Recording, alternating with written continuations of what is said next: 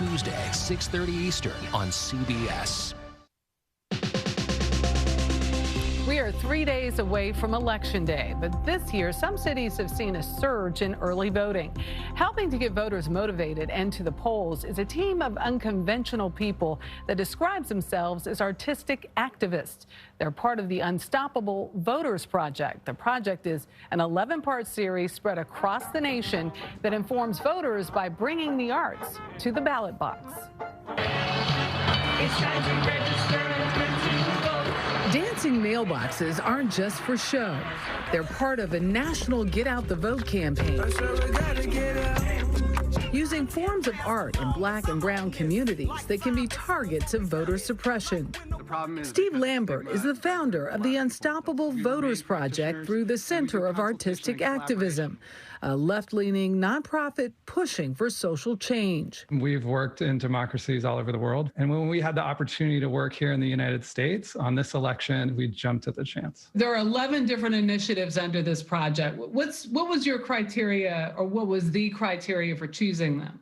So the criteria was reach. We didn't want art that regular people wouldn't get, which is why we have circus performers and Black cowboy groups, but also that it would give them valuable information that would lead to them voting. The initiatives are spread across 15 different states, including Georgia. Hey, you, Georgia. Yeah, you. You gotta make a plan to vote. A state historically known for understaffed polling places and voter purges. In North Carolina, there is a gerrymandering class that allows participants to create mock congressional district maps, educating folks on how the tactics can affect their representation. There seems to be a strategy in the methodology. So a key part of these projects is they don't talk about the problem. They tell you how to solve it, and they address the problem. They change the problem in real life.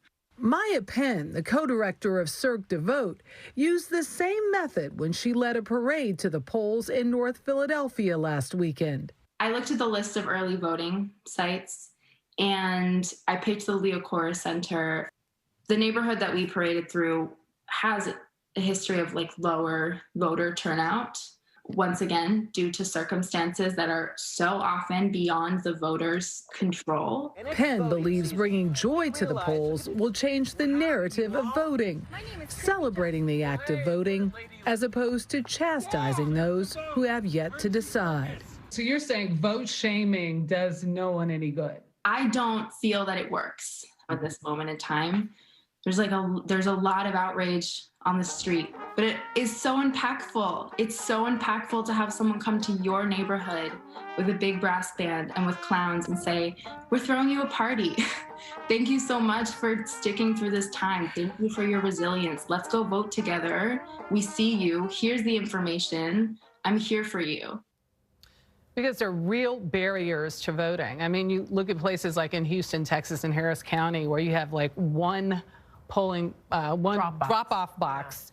You think, folks have to get on a bus. Some don't have cars. This is a way to get people activated and motivated to kind of get out there and